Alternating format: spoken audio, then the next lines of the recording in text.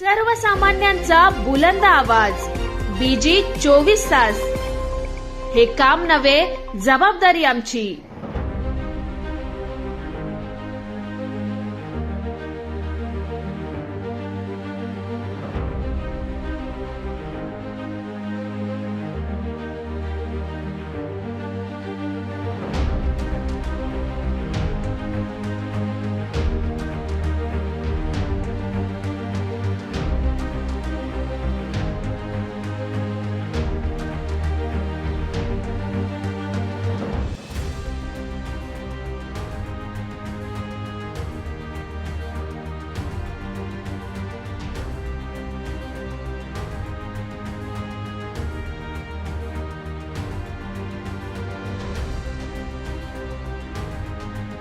माझं नाव महेश परशुराम देशमुख.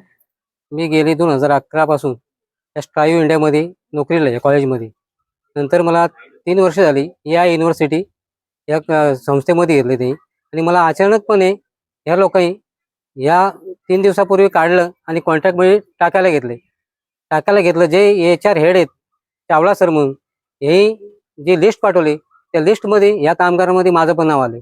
आणि त्याच्यामध्ये त्यांनी जी माझी बेसिक सॅलरी होती, जी हँड कॅश मिळायची, त्याच्यामध्ये 980 रुपये सुद्धा कमी केलेत. आणि हे दमदाटी करतात. हे जे याच्या कॅम्पस मॅनेजर म्हणून आलेत मच्छिंद्र जाधव म्हणून, हे आणि राजलक्ष्मी मॅडम HR, ही मनमानी कारभार चालू आहे. यांना जेव्हा वाटेल तेव्हा टाकतात कुठल्याही कॉन्ट्रॅक्टमध्ये. आणि आता सांगतात या लोकांना तर तुम्ही FFS कंपनी नवीन आलेली त्याच्यामध्ये तुम्हाला जावं लागेल, नाही गेलं तर आम्ही तुम्हाला पाठवणारच काही करून. फसवणूक करून सह्या घेतात माणसांच्या, दोन लोकांना साईडला घेऊन कामगारांवर. आणि सगळे लोक जे आहेत, जे वर्कर आहेत, ते कॉलेजतर्फे जाणार, कोणी कॉन्ट्रॅक्टमध्ये जाणार नाही. जर कोणाला घेतलं नाही तर आम्ही कॉलेजवर बसून जाणार, संप करणार डायरेक्ट. माझं नाव रेखा मारुती वाघमारे. इथं UBS म्हणून कामाला आहे मी. आज मीटिंगला बोलवलेलं आम्हाला सगळ्यांना. ते 1 वाजता मीटिंग होती, ते 1 वाजता काही झाली नाही. 2 वाजता मीटिंग घेतली ते लोकांनी. एक इन्स्पेक्टर रिटायर होऊन आले म्हणून तो डायरेक्ट माझ्या अंगावर धावला मारासाठी.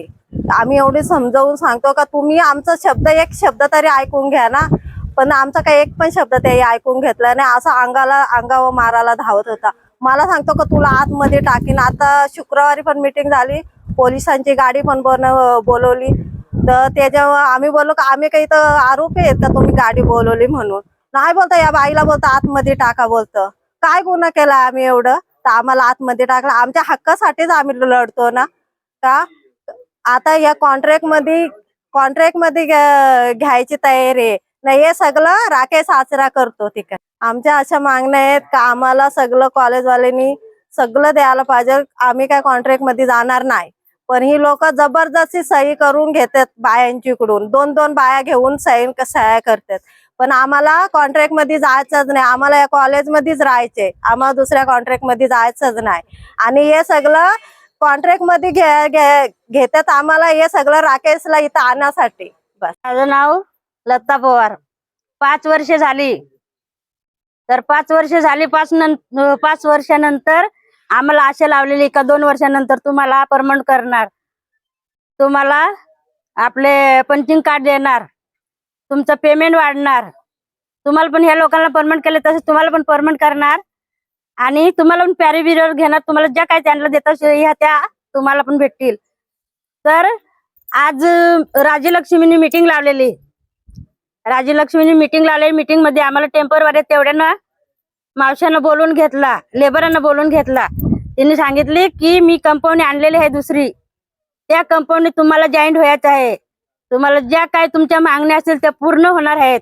तुम्हाला PF जमा होणार आहे, तुम्हाला दिवाळीचा बोनस मिळणार आहे, तुम्हाला मेडिकल खर्च होणार आहे, तुमचं पूर्णपणे 18,000 रुपये पेमेंट तुम्हाला आहे. त्याच्यातलं तुमचे 5,000 कटिंग होऊन जाणार, 13,000 तुमच्या हातात मिळणार आहेत. एवढं सांगितलं तिने. बोलणं झाला तिच्याशी आमचा. आम्ही बोललोय की आम्हाला कॉलेज तर्फे काम करायचं आहे, आम्हाला दुसऱ्या तिसऱ्या कंपनीत काम करायचं नाही आहे. आणि ज्या आमच्या महिला आहेत पहिल्यापासून 10-15 वर्षापासून काम करतात, त्यांना सोडून आम्ही वेगळे कंपनीत जॉईंट होणार नाही. या भाषेत राजलक्ष्मीला उत्तर दिलात. आणि ओमकार सर बोलले की तुम्ही ही कंपनी सोडायला का तयार नाही असे बोलले ज्या कंपनी टाकतात त्या कंपनीत जर आम्हाला तुम्ही जर तिथं ती लोक आली कंपनीची त्यांनी आमचं शिक्षण काढलं तर आम्ही काय सांगणार आम्हाला शिक्षण नाही आम्ही अंगठे बहादूर आहेत आज तुम्ही आमची जबाबदारी सांगता आम्ही हे तुम्ही घाबरू नका असं करा तसं करा ज्यांना आमच्यात काम करायचं असेल त्यांनी इथं काम हे दिलेले आहेत लेटर दिलेले आहेत ह्याच्यावरती सह्या करा नसल करायचं असेल त्यांनी निघून जा आम्ही सरळ निघालो आणि क्लासरूमच्या बाहेर पडलो बस कल्पना काळोराम बांगराय माझं नाव मी इथं म्हणजे पहिलं उपोषणाला बसलेलं ज्याला 6 महिने झालं अजून काय हे पगार वाढीचा हे 2-3 मागण्या होत्या आमच्या पगार वाढ सुट्ट्या ह्या सगळ्या बोनस आणि थांबल्यानंतर ओव्हर टाइम तासावर ओव्हर टाइम ते हे काय अजून दिलं नाही आता एक राज्यलक्ष्मी मधून HR म्हणून आले आणि एक हे मॅनेजर कोण आलाय सगळ्यांच्या वरचा ते आता 2 दिवस गुरुवारपासून मीटिंग घेतात गुरुवारी मीटिंग घेतली तर त्यांनी हे सगळ्यांना आता परमनंट लोक आहेत 35 आणि अशी टेम्परवारी आहेत ते आहेत 20 तर हे आता कुठली तरी त्यांनी कंपनी आणले त्या कंपनीमध्ये सांगतात की परमनंट ह्यांना तुम्हाला करायचं तर करा ह्याच्यात आणि काही करून तुम्हाला हे करायलाच लागल बोला आम्ही परमनंट माणसं कशी काय त्याच्यात येणार बोलता तुम्ही नाही केलं तर तुम्हाला आम्ही बळजबरीने टाकता आणि पोलीस गाडी पण बोलवलेली त्यांनी शुक्रवारी परत मीटिंग घेतली अजून परत त्यांच्या मीटिंग गुरुवारपासून आहेत मीटिंग घेतली तर पोलीस पण आणले गाडी आलेली पोलीस गाडी 3 पोलीस आलेलं आणि नाही केलं परत एक रेखा मावशी म्हणून तिला सांगतात हे टाका रे हिला ह्याच्यात त्या गाडीत हो तुम्ही असं कसं टाकता बोल परमनंट लोक तुम्ही कंपनी कॉन्ट्रॅक्टची कंपनी कुठली कंपनी त्याचं नाव सांगा काय त्याच्यात हे सगळं भेटणार तुम्हाला बोनस पण हे ह्याच्यात जावंच लागल तुम्हाला नाही गेलं गुरुनाथ म्हणून एक नावाचा परमनंट माणूस काढलाय त्याला बोलता काढलं त्याचं काय केलं तुम्ही तर आमचं हे म्हणजे तर बोलता की आता ह्यांना 35 ह्यांना काढल्यावर माझं काय करणार आहेत आणि धमकी दिली आम्हाला अजून पण धमकी देतात हे DSP म्हणून लेटर पोलीस आहेत ते बोलता की नाही जर तुम्हाला मी काढलं ना ही 1 तारखेला तुम्हाला कंपनी पण आणून दाखवून आणि तुम्हाला काढून पण दाखवून म्हणून आम्ही गाववाल्यांकडनं गेलो त्यांच्याकडे जाऊन मग आमची आज हे मीटिंग पण ते अजून पण तयार नाही होत म्हणून आम्ही हे बाहेर बसलोय आम्हाला ह्या आमच्या ज्या मागण्या आहेत त्या जर पूर्ण केल्या तरुण सरांनी जर ऐकलं नाही तर आम्ही हे इथं बाहेरच बसणार आम्ही आतमध्ये काय एक माणूस पण जाऊ देणार आम्ही पण 16 वर्ष काम केलेत ही कशासाठी सर केलं आम्ही परमनंट असून आम्हाला जर कॉन्ट्रॅक्ट मध्ये टाकत असेल आम्ही असं कसं जाणार आम्ही नाही जाणार तर आमचं एक गाडी पण नाही सोडणार आणि एक माणूस पण नाही जाऊ देणार गेटच्या समोर बसणार नमस्कार मागच्या वर्षी आपण या युनिव्हर्सिटीच्या कामगारांसंदर्भात उपोषण केलं होतं त्यांच्या ज्या मागण्या होत्या म्हणजे त्यांना परमनंट करून घेणं त्यांना बोनस पाहिजे PF पाहिजे अशा ज्या ठराविक मागण्या होत्या त्या संदर्भात आपण निवेदन दिलेलं त्यांना त्याच्यानंतर आपण आमरण उपोषण सुद्धा केलेलं आमरण उपोषण करताना कॉलेजचे जे प्रमुख आहेत तरुण आनंद म्हणून जे ओनर आहेत ते येऊन आपल्याला उपोषणाच्या इथे आले आणि त्यांनी आपल्याला तोंडी स्वरूपात हे दिलं का मी तुम्हाला जे 2 महिने मला फक्त 2 महिने अवधी द्या लगेचच्या लगेच तर कुठली गोष्ट होत नाहीये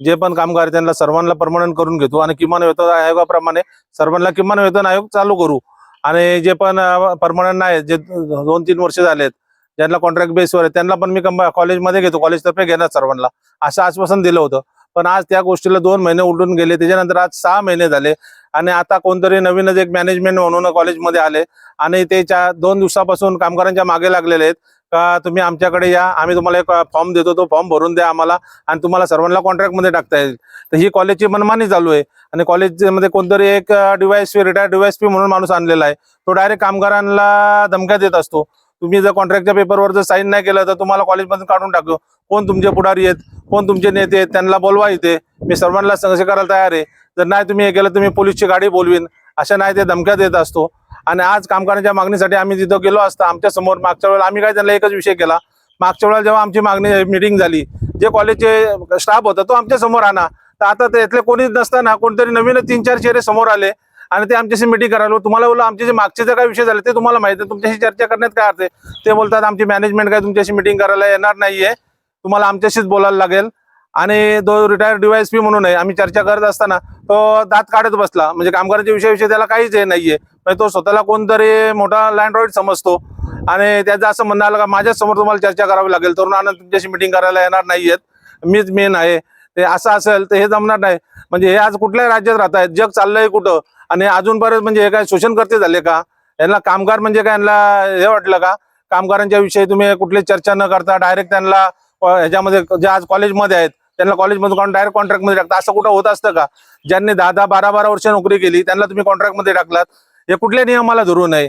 आम्ही तुम्हाला एवढं सहकार्य करत असतो, पण तुम्ही हे चालू केलं हे चुकीचं आहे. आमचं एकच म्हणणं आहे, किमान वेतनाप्रमाणे आणि सर्वांना सरसकट, जे आमच्या 40 महिला आहेत आणि 25 ते 30 पुरुष कामगार आहेत, सर्वांना किमान वेतनाप्रमाणे जे कामगार आहेत, सफाई कामगारांना किमान कमीत कमी 20,000 रुपये पगार, बोनस, या ठराविक 3-4 मागण्या आहेत. या मागण्या त्यांनी मान्य कराव्यात. बाकी काहीच आमचं हे म्हणणं नाही. तर आता यांनी आपल्या ज्या मागण्या मान्य नाही केल्या तर ह्याच्या पुढे आमचं एकच राहील, ह्या पुढे आम्ही कॉलेजला आमचा एकही कामगार जाणार नाही. सर्वजण गेटवरती बसून राहणार. या निर्णयावरती ठाम आहेत. आम्हाला आता लेटरच पाहिजे. आता कुठलंच आश्वासन नको, कारण तुम्ही 2 महिने दिले. 2 महिन्यानंतर आम्ही 6 महिने वेटिंग केलं, पण 6 महिन्यानंतर कोणतरी नवीन तुमचा स्टाफ येतो, तुम्ही स्टाफ मध्ये वाढवता कामगार. आणि त्यांनी मागच्या वेळेला सांगितल्याप्रमाणे त्यांनी कामगार सुद्धा कमी केलेत, न कोणालाही वॉर्निंग देता डायरेक्ट कामगारांना सुद्धा काढून टाकलेत. हे असे प्रकार नाही व्हायला पाहिजेत. आणि आता ज्या वेळेस यांना पगार 20,000चा लेटर भेटेल त्याच वेळेस हे कामगार कामावरती येतील.